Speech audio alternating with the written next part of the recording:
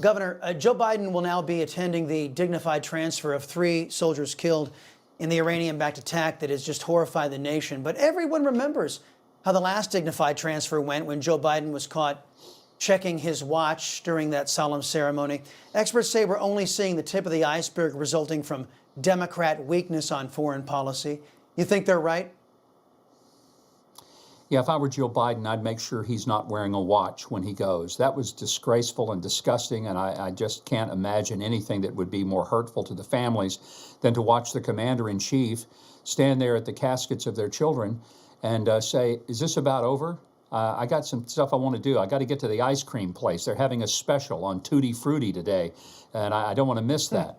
I tell you what was equally embarrassing is having Karine Jean-Pierre, or as my talk show host friend Dan Mandis in Nashville calls it, Karine Jean-Pierre. I love his description of her, Karine. When she goes out on the White House lawn and made the ridiculous comment that these young people died in service to the Biden administration. That was disgraceful. Yeah. Nobody dies for a presidential administration. They die for the flag and for our country, and they needed to be treated with more respect than she did. Well, you took me right where I wanted to go because, Governor, I've said this on the record many, many times. Your daughter, now Governor Huckabee Sanders, was one of the best press secretaries we've ever had in this country, if not the best. Now we have the worst in Karine Jean-Luc Picard, is what I call her. Here she is, the soundbite you're making reference to, trying to console the families of the fallen soldiers and failing miserably. Watch.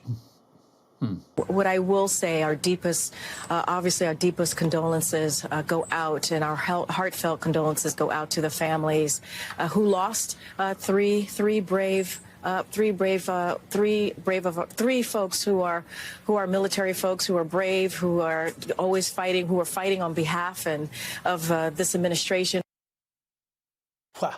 Governor, in my mind, that one soundbite is emblematic of the entirety of the Biden regime, the incoherence, the vacuousness, the incompetence, an entire regime hired because they checked every box except the "I'm qualified for my job" box. Fair?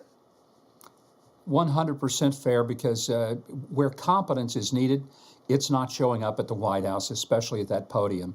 Her bumbling through that statement about those 3 Americans killed is simply the matter of a person who doesn't know what to say, who is mumbling through it, and basically makes a complete disaster out of a statement that if she can't say it from her heart, which obviously she can't, then for God's sake, write it down and read it off a piece of paper.